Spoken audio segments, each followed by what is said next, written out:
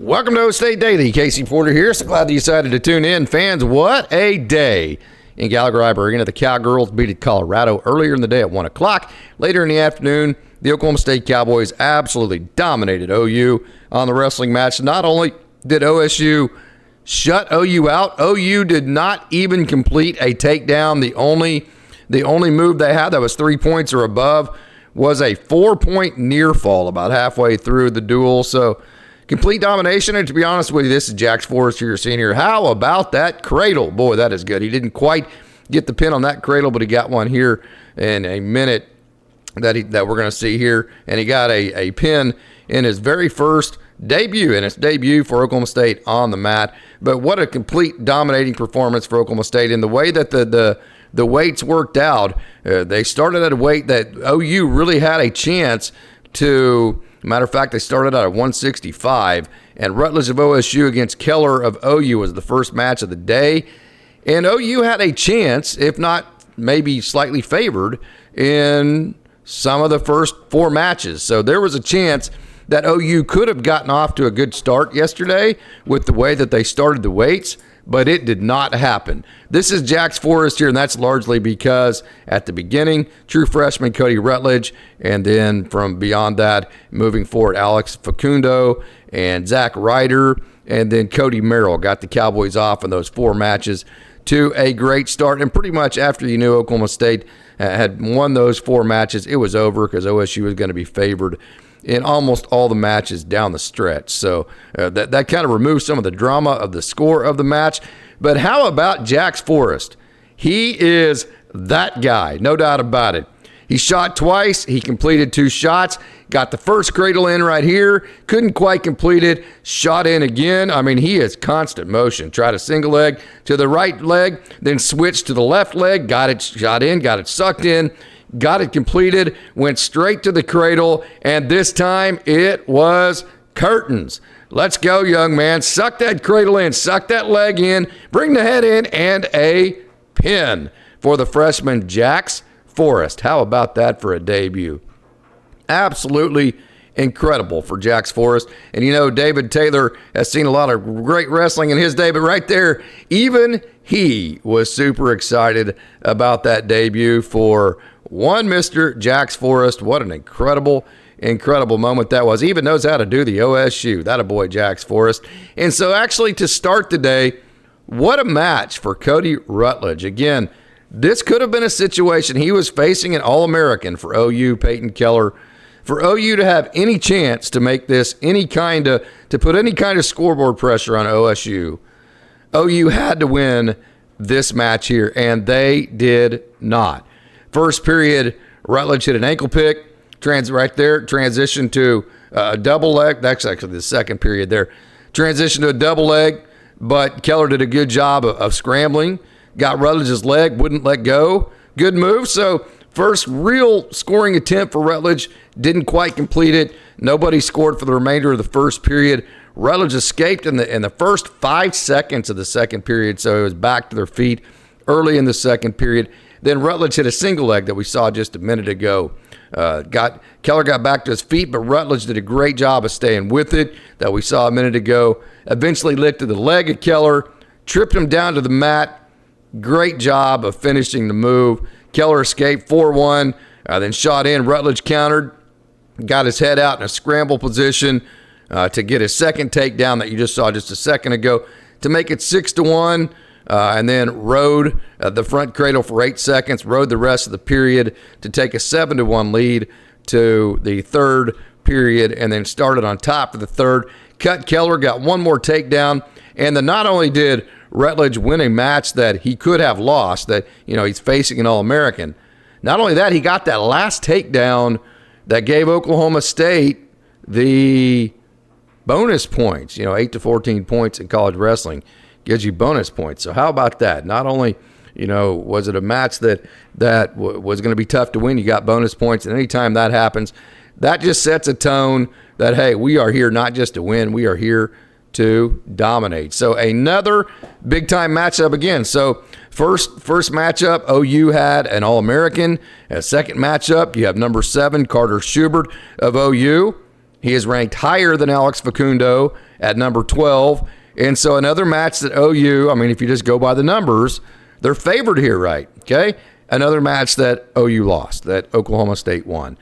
So a great job of Rutledge and Facundo just setting the tone like we are not going to lose a match all day, which Oklahoma State did not even give a takedown away all day. Early when Facundo got his shots in, Schubert got a shot in. Right here, Schubert had Facundo's leg for 2.5 minutes. This wasn't actually the one. For 2.5 minutes, Schubert had Facundo's leg. Facundo was hopping on one foot and eventually sprawled down, got his base back to the ground, got out of the move, and 2.5 minutes later, not only did Facundo get out of the move, he turned it into points for himself. If you're Schubert at that point, that's demoralizing. Just incredible strength from Facundo, incredible balance, incredible strategy, patience to wait for the right time to get out of the move and counter. Again, took about 2.5 minutes to get out of that precarious move, but he finally did it. Escaped in the first 30 seconds of the second period, Facundo did. Took a 4-0 lead, and then shot in on a leg with about 30 seconds left in the second period. Couldn't get that done, and despite not scoring that point, Schubert had done a great job on his feet, no doubt. Schubert hadn't completed a move, but Schubert had shown to be very dangerous on his feet. Obviously, he's number 7 wrestler in America at his weight. So obviously he's very dangerous. He had been aggressive to that point. So when Facundo got loose, 1:46 left, riding time not a factor. All that Schubert needed was one takedown to tie the match at 4-1. So Facundo did a great job of a little bit of offense to milk some clock, shooting in a single leg, and then just doing a great job of not only playing offense, but then also completing one last move to win 7-1, gave Oklahoma State a 7-0 lead in the duel. And again, Oklahoma State shut OU out, and that led us to Zach Ryder, who did a great job in the third match of the day. Zach Ryder right here, as you see, Brian Soldano, highly ranked match. Ryder came in at number 10, Soldano at number 11. So this was a good showdown. Again, a toss-up. If OU favored in a couple early, a toss-up in the fourth match, and so who knows what could have happened. But again, Zach Ryder, how about the aggressiveness? How about the offense? And how about just winning a match that was highly ranked? Shot a single, had a left leg of Soldano, but Soldano is so good from the bottom. He's kind of like Cody Merrill. Even though you execute a shot and you do everything right, you have it in deep and it's looking good, Soldano is just extremely hard to actually finish a move on. I mean, he's always looking for escape windows, and he's good at finding them. And so the fact that Zach Ryder was actually able to complete as many shots as he did was very, very good. So a very good match for Zach Ryder. Ryder started down the third period, started working a switch. Didn't quite get the switch, but eventually riding time was mounting. So the drama was, could Ryder escape before Soldano got the 1 point of riding time, because it was a 1 point match going in the third period. And after a locked-in challenge, Soldano got a roll through and a near 3 fall points, which ended the match at 10-6. So that's what I'm talking about. Soldano, very, very, very dangerous opponent. There you see near fall points. Great job, Zach Ryder there. Dangerous opponent, great match for Zach Ryder, no doubt about it. And at this point, with Cody Merrill coming up, you pretty much knew it was all she wrote for OU in terms of them having any chance of winning this duel. But Cody Merrill does what he does. This was kind of your chance to get your popcorn. Well, no, you don't ever leave when Oklahoma State's wrestling. But after all the action for the first 3 matches, the first period and a lot of the second period of this match, this is where everybody kind of had their chance to catch their breath. Parker shot in with about 30 seconds left of the first period. Came close to a takedown. But again, Cody Merrill's so good on the defensive side of things, of just not allowing his opponent to finish scores. Shirley Parker, you thought, so it was a 1-0 lead for Merrill going to the third period. And Parker had the choice, and instead of choosing down and trying to escape, which would have tied the match, because I don't think riding time was a factor, He chose on his feet. Parker did instead. He chose to bet on himself to execute a takedown, something he was not able to do. And so because Parker did not choose the down position and decide to take the strategy of escaping, he was not able to complete a takedown and lost the match 1-0 to Cody Merrill, and a just kind of a Cody Merrill type match there. And Connor Doucette, kind of the same thing. We're used to Wyatt Hendrickson with all the offense and even the lower body shots that Wyatt Hendrickson was so good at completing. But pretty typical match for Connor Doucette. Just kind of took what the match gave him. He's wrestling a number 23 ranked heavyweight, so you got to be calculated, no doubt about that. Juan Mora, very good. Neither wrestler scored in the first period. And, of course, at heavyweight, if you make that one mistake, you usually don't recover from it because you end up on your back. And once you get on your back in heavyweight, it's hard to get out. And or a lot of times, I shouldn't say a lot of times because I don't watch a whole lot of wrestling, but it seems like at least that, maybe there's only one scoring move in an entire heavyweight match, and you don't want to be the one that makes the mistake that gives up that scoring move. So good match for Connor Doucette and shutting out Juan Mora there at heavyweight for Oklahoma State. And then that brought us to Casey Swiderski for Oklahoma State. Shot a single leg with about halfway through the first period. There you're seeing it there. Worked the move well. Look at him working that move. Just stayed patient with it. If I could say aggressively patient, that's kind of how he worked that single leg. Eventually got his takedown, gave up an escape. 3-1 was the score. Then Braun got an early escape. We saw he gets an early escape in the second period. And then Swiderski got another takedown in the second period. We're going to see here in just a minute on kind of a scramble, semi-scramble at the edge of the mat. Great wrestling by Swiderski to keep Braun on the mat for one. Also, would keep him on the mat. Also, now, while not just keep him on the mat, still working the move. And then, like we talked about, hey, when do you actually set that hook, right?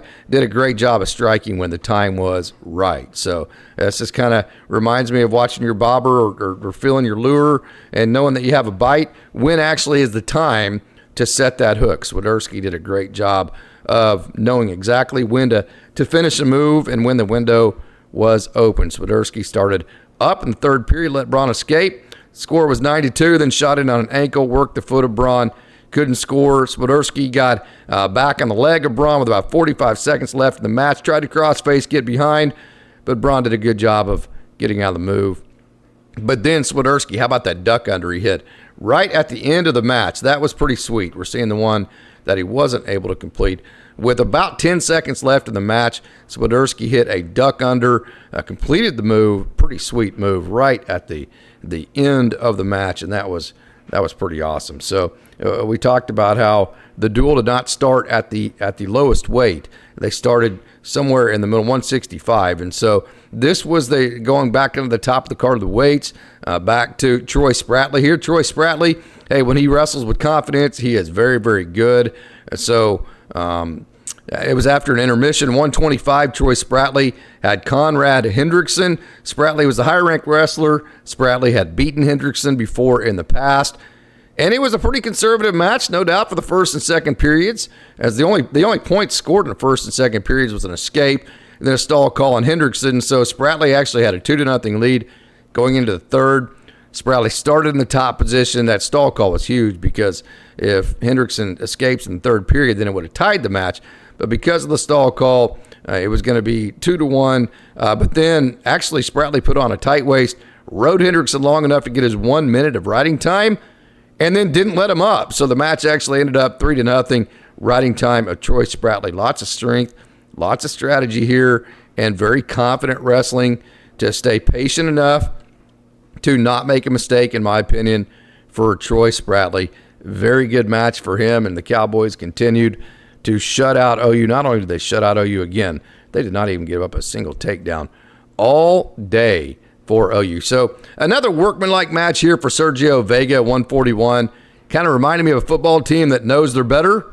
So they just kind of get an early lead, maybe a 2-score lead, and then they just take the air out of the ball. They just run inside zone. They let the clock run the whole time, and they know if they just don't make a catastrophic mistake, they're going to win the game. That seemed like, to me, what this match was for Sergio Vega. He scored early. Scoring was on a couple of escapes. Riding time for Vega. And The duel itself was well under control, so you didn't need bonus points, anything like that. Of course, you're wrestling to get better for yourself, no doubt about it. So that's not the only factor, the duel score itself, but a good match for Sergio Vega. I think a very strategic match in terms of how he strategically approached how he wanted to win it, and he did exactly what he needed to do to keep the score at 0 for Oklahoma State and for OU and for Oklahoma State to continue with their shutout. And that led us to the next match, which was anything but boring. Landon Robideau, kind of like Jack's Forest, that's not the time to go get your popcorn. That's not the time to go to the bathroom. Landon Robideau, if you're in a conversation with the guy or the gal next to you, just stop talking and watch, keep your eyes on the mat, because if you take your eyes off the mat, you are going to miss something from Landon Robideau, because, it is constant action for him. Robideau hit 2 early shots, both landed as takedowns, so great job of not just being active. It's one thing to be aggressive, being active, being fun to watch. It's another to be skillful and good enough to actually finish your takedowns, which Robideau did on his 2 early shots. Cut Snyder both times, just simply so he could keep shooting again. So, kind of what Robideau did reminds me of Dean Hamady Jr. from last year. Takedown, cut, takedown, cut, takedown, cut. And it's also kind of what we hope the Oklahoma State offense is going to be next year under Eric Morris, right? Robideau completed 3 takedowns in the first period alone. Got another takedown on a double leg attempt and a scramble to move the score to 12-2. Cut Snyder a couple seconds later, took him down. So it was just, hey, takedown, cut, takedown, cut, takedown, cut, and took him down one more time to win 21-3. So with that win, not only did Oklahoma State shut out OU, but it meant they did not even give a single takedown on the day for OSU and the Bedlam match. So, hey, that's my coverage here of the Bedlam beatdown in Gallagher Arena on Sunday. I hope you enjoyed the coverage. If anybody would like to hop on and do a weekly podcast on wrestling, just let me know. I'd love to have a dedicated show to wrestling once a week. So, hey, that's going to do it. I want to thank you for tuning in. Thank you so much, and as always, go Pokes.